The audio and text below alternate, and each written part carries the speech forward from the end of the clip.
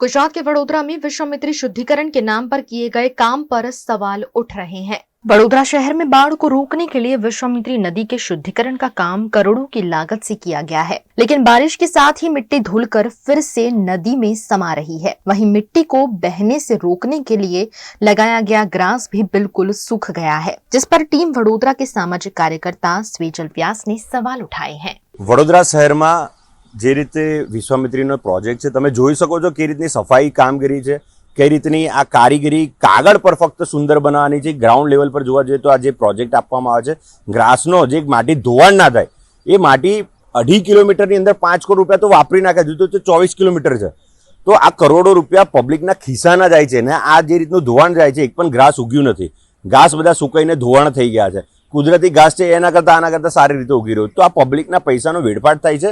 આ વડોદરા શહેરની ટીમ વડોદરા આ હવે સહન નહીં કરે।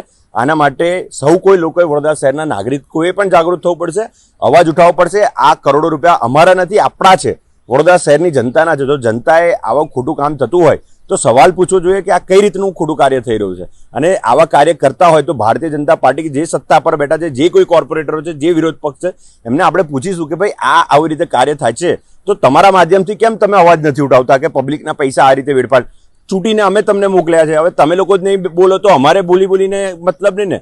તો લોકોને માંગ છે કે તમે જાગૃત થાઓ, આના માટે અવાજ ઉઠાવો અને જે ખોટું કાર્ય થઈ રહ્યું છે એના પર અમે હાઈકોર્ટમાં જઈશું, સુપ્રીમ કોર્ટમાં પણ જઈશું, જરૂર પડી તો કાયદાકીય રીતે લડત કરીને આ ભ્રષ્ટાચાર તો નહીં થવા દઈએ, કારણ કે હજુ તો પહેલો પેજ છે, હજુ તો બીજા જગ્યા બાકી છે, હજુ તો 2.5 કિલોમીટર થયું છે, હજુ તો બીજી 24 કિલોમીટર બાકી છે। તો આ કરોડો રૂપિયા અમે વેડફાટ નહીં થવા દઈએ।